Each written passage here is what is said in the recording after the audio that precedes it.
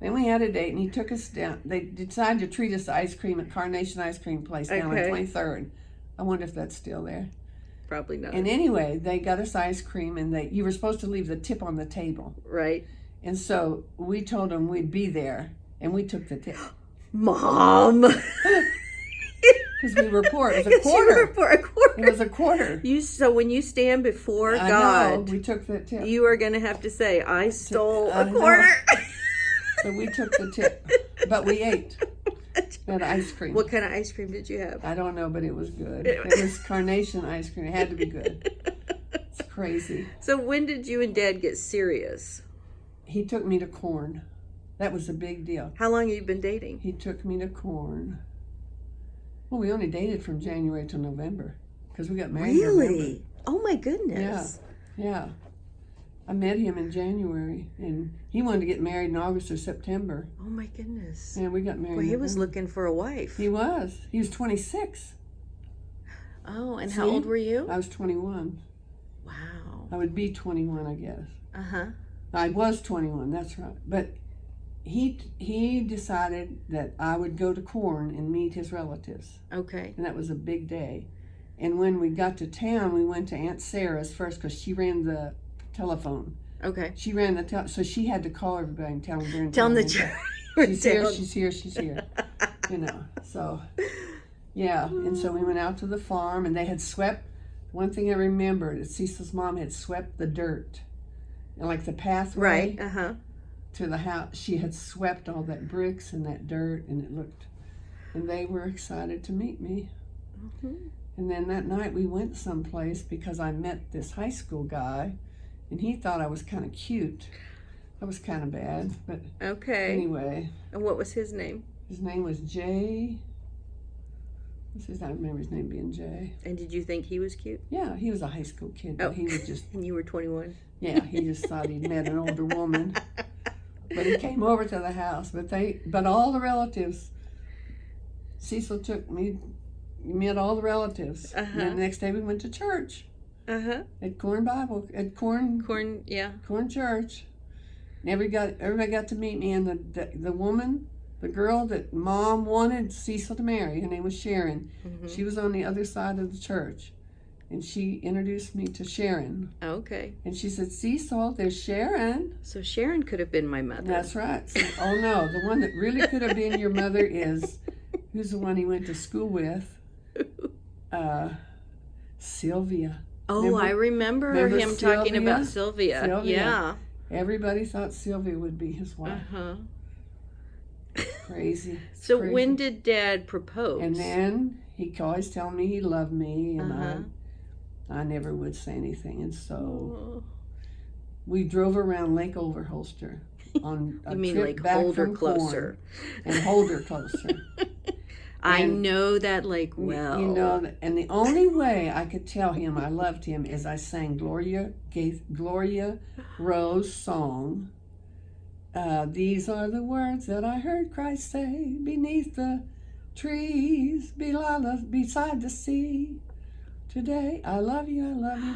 It's in that Gloria Rose book. I used to know about, and that's you how I told sang him that to him. I sang that to him. That's the only way I could tell him I loved him, because I never told anybody I loved him. Oh. I never believed anybody would ever love me, and I never understood why he loved me. Oh.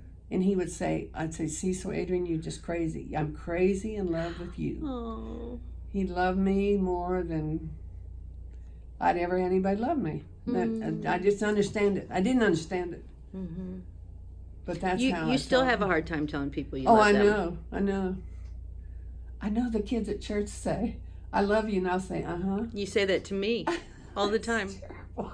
You do. They tell me that. Yeah. I never realized that. It's kind of a joke at my house. I know. That's what it's a joke now at them. Because I heard him the other day. Lisa said, I love you, Pastor. I said it without even thinking. I was the same way to Denny until just a few years ago. Because I never realized I did that. Yeah, Every single night he would say to me, I love you. And you'd say. And I'd go, And finally he said, why do you do that? I'm like, but I'm telling you I love you. I'm in agreement with you, yeah. So now I'm very careful to say, I love you. And I say it to him all the time. It's hard to do it. It is. Yeah. But that's the end of it. That's the end of it. Okay. He wanted to be married. He was looking for a wife. But you never told me, how did he propose? Oh, he was sick in bed with the flu. That's true. He was sick in bed with the flu, and I went over there to clean the house, of course. Of course.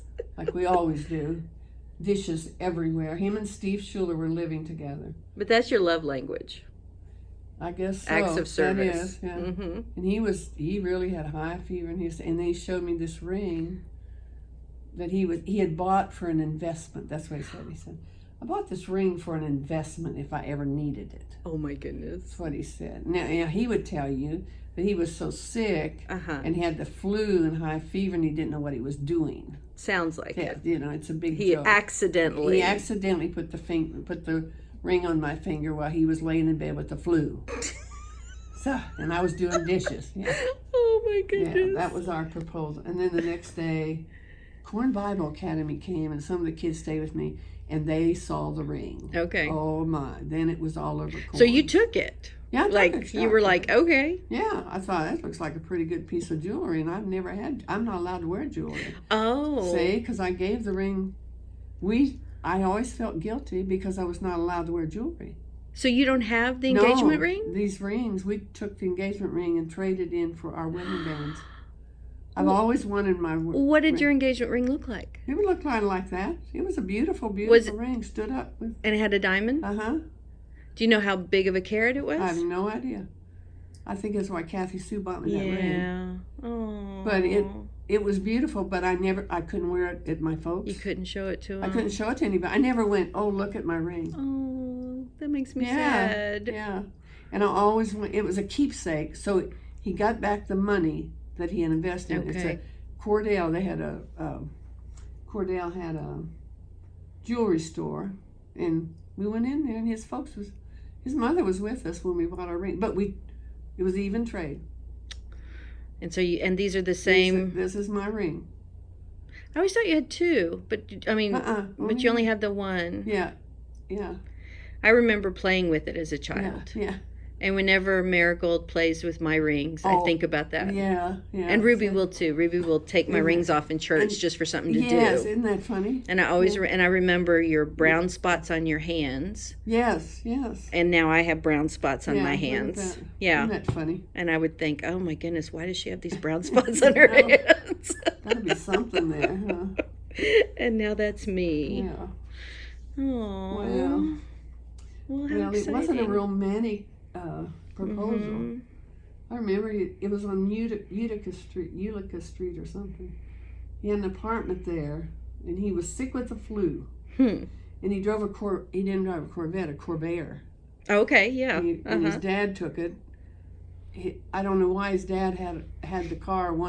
He ran over terraces with that car. He chased cattle with that car. Oh my goodness! Pretty much tore the back. That's hilarious. Yeah, he just used his car. Jumped the terraces. Oh my goodness! Chase the cars. Chase the cattle. Chase the cattle back where they needed to go. I know. I say, Daddy, how do you know how many cows you have? I just count the legs and divide by 4. That was his standard answer to everything. Now, what about his family? They wore jewelry. Well, they wore earrings. That was strange to me. Well, and necklaces. I have a lot of Grandma's costume jewelry. Yeah, she had all that. And I was thinking the other day, where did she wear that? I guess to church, but before that, they didn't wear jewelry stuff. It seems out of place because it's kind of gaudy and... Oh, and it's loud? Loud. But they wore hats and necklaces. And I never thought, like, where did she wear this?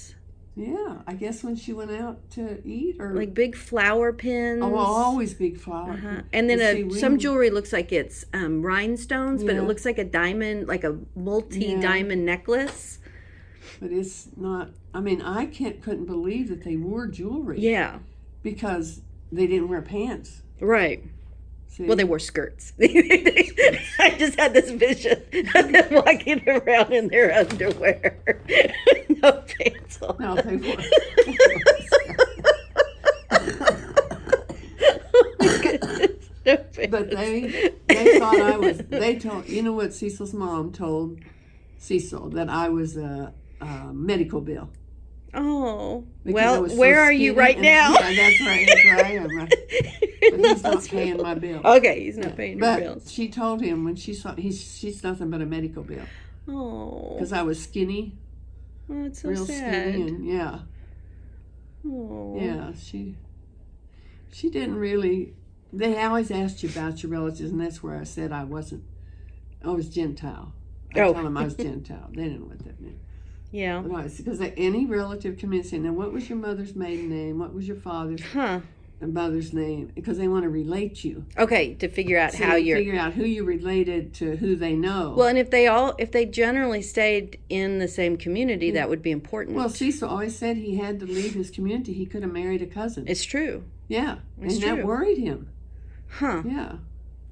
See, he had come. The reason he was in Oklahoma City. That's what I was about to ask Okay. you. Every time he went to Tabor, they would call and say, Daddy's going to lose the farm. Okay. You have to come home because he was their farmer. Right. You have to come home. So he would come home. He'd be there for a semester.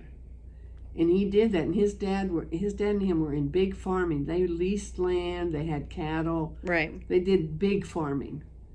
And one day, and he knew God had called him to not farm. He Right. knew that. And so he told his dad, I'm going to go to Central State University and I'm going to not come back home. And his dad said, you'll be back home. Well, you're not, you'll be back home. And he said, I told my dad when I left that day, I will not come back. I'll come back and visit, but I will not come back and farm. And they never believed that, but he never went did. back. He never lived there again and farmed. He never. That's why I think it's so funny. In all the inheritance, he got the home place. When he's the one who left. Yes. Mm-hmm. He's the one that left it all Mm-hmm. because he said, that's not what God has called me to do. Hmm. And see, and that's who I did. He was there a semester, and I met him like between that semester, Okay. that January, I guess he'd gone home for Christmas. His grandmother Adrian had died or something. I forget, was something there. But then he came back in January to start school again. See, they thought he'd come home. But he came And back. he said, I told Daddy, I'm not coming back. And he said, oh, you'll be back. You'll be back before winter. Oh. But we went there every weekend to help them on that farm.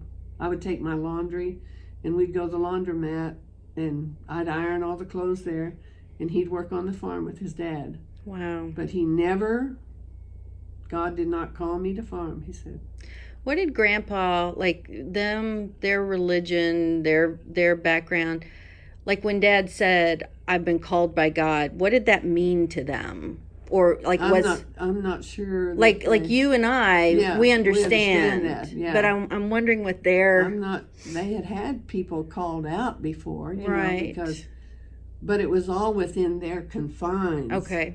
Like, it was, and when we went to Indiahoma, that was such a disappointment to them because Indiahoma was something they looked down on. Right, because they were Indians. They were Indians, and every Indian has lights, Oh. Yeah. So we had insulted them by not taking another church, but that's the one that was offered. That's where God wanted us to be. And so they didn't do well with me. So where did Dad graduate from? He graduated from, he went to Central State, then he went to another college, and then he went to OU. Okay. And he got graduate work at OU. But see, in my mind, I don't remember him going through a graduation exercise. I wonder if I could look that up. But then how did he get appointed to Indiahoma? Well, we moved from, I got pregnant with Kathy, and I was working for Oklahoma Natural Gas. And they wanted Cecil to come, I don't know. Oh, I know. He worked for the state. Cecil worked for the state, right. Juvenile parole officer. They wanted to transfer him to Lawton to cover 21 counties. Okay. And I had gotten pregnant with Kathy, and I worked for Oklahoma Natural. So Oklahoma Natural transferred me to Arklatex Oh, okay. Gas in Lawton. In Lawton. So our jobs both transferred. So we went to the Mennonite Brethren Church on Wednesday night, because that's what we do. Right. And Pete Coffey was there. Yeah. And he said, and he knew Cecil from knowing his dad and mom that went to Indiahoma all the time with Gearbrandt. See, so that Cecil wasn't a stranger to them. So why did they go there?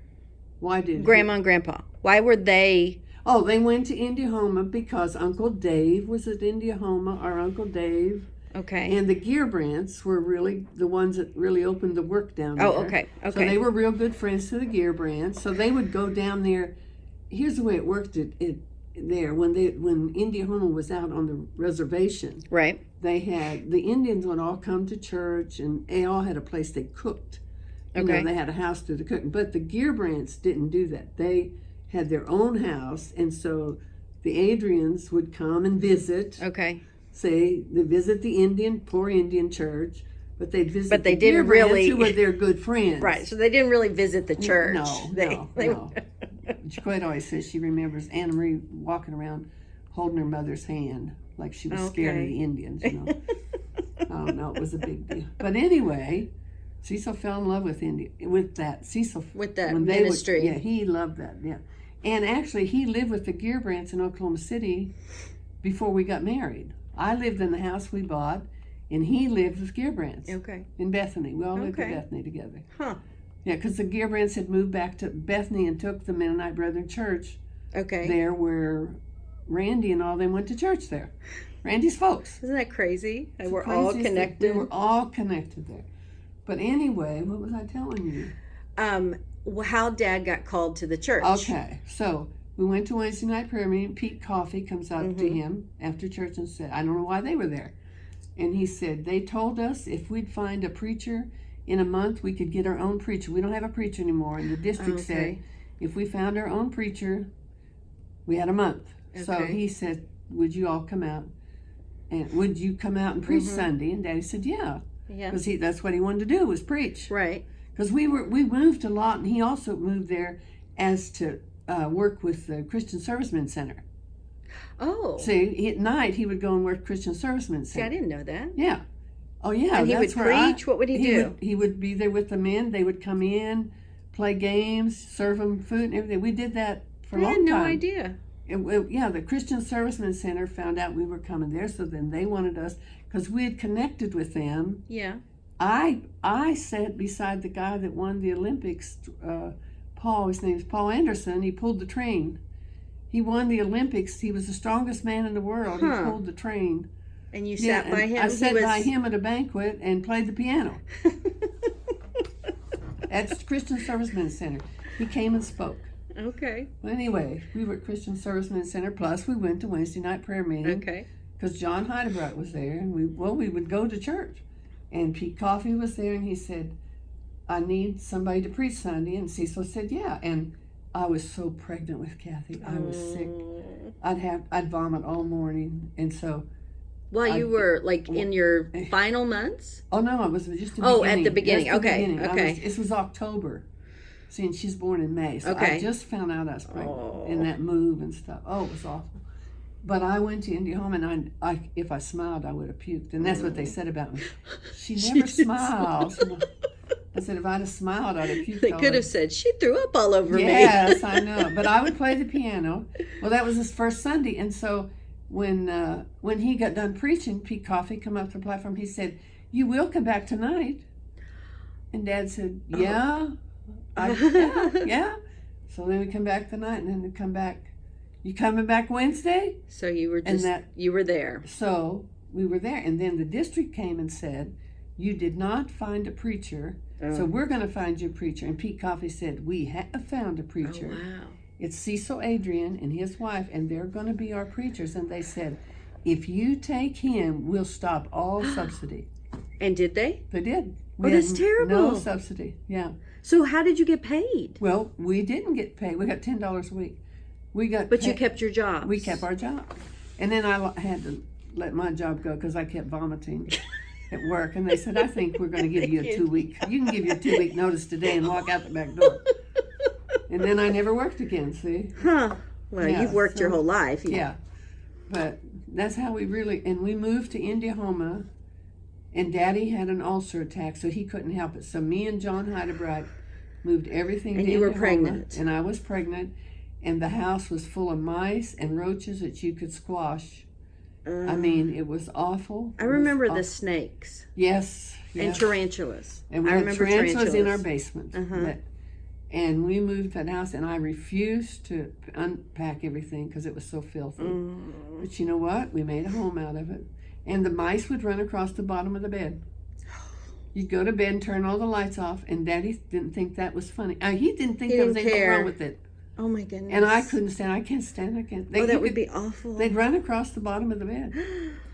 Just, yeah. It's a miracle you guys didn't I know. die of disease or something. And then Daddy would get roach spray.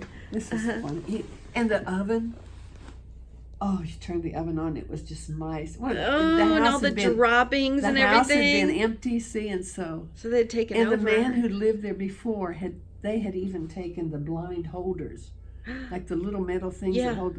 They had taken everything. Those too. Yeah, they took everything. Now, was that the pastor who lived there, or was this before? It was a pastor who lived there. I didn't know much about it, but anyway, they took everything. But the house was roaches. I had never. And you know what? When my mom and Dad moved to Carthage, Texas, to take that church, we opened that door, and my mother began to cry. Oh. And there was the whole floor in the whole house was covered with dead roaches. Oh my goodness. And I think God let me experience that when I was 15 years old, so I would understand moving to this parsonage. And it was awful.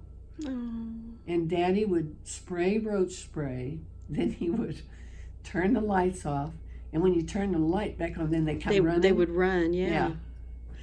Oh my goodness. Is that why you were always so adamant in Tyler about roaches? Oh, I know. I remember you would bomb the house all the time. I thought that was normal. No, that's...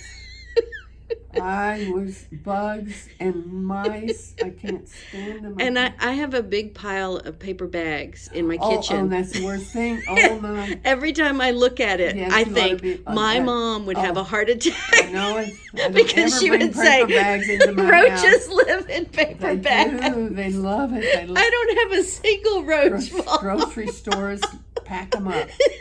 Well, roaches don't live up where you live. I think about that all the time. When I saw, I say if there's a bug in my house, it's a dead bug because it's crawled in accidentally and killed itself. And I saw one the other day, one of those big old tree roaches, and I thought, you're going to die in just a minute because I'm not going to live in my house. Have you ever lived in a nice house that you think about? We lived in a brand new house there in Shreveport. Shreveport, I remember that. Remember that? Mm-hmm. That was nice. That was, car garage. So when you think about that, that's a nice house. Yeah, I think that was a perfect parsonage. That was, because Daddy could have his own bedroom. He never really had to come.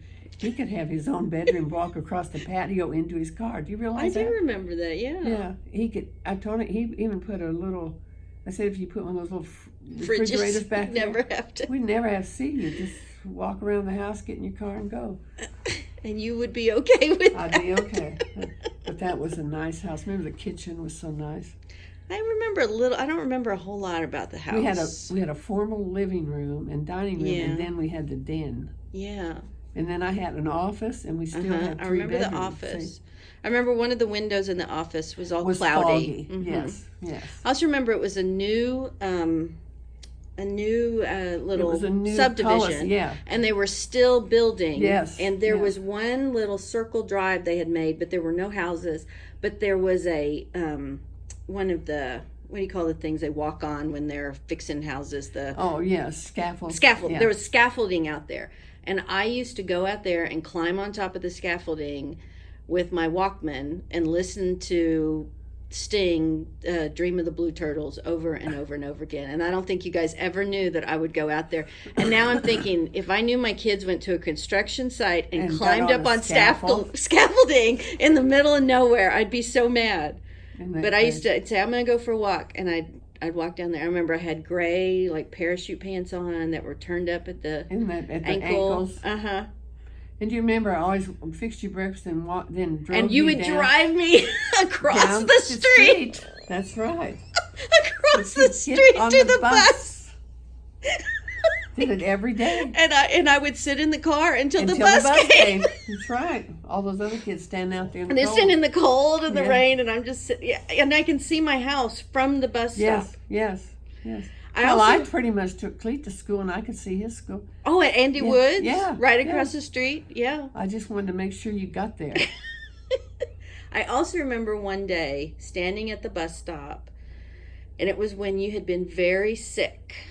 And so I was waiting at the bus stop, and you guys drove by because Dad was going to take you to the hospital. Oh, I remember that. And I just remember waving at you and you being so sick and waving back. And then you had something wrong with your heart. Yeah, I had that. That's when they decided I had thyroid disorder. Yes. Because I had fluid around my heart. Yes. And I remember, and I think back on that moment. Oh, my.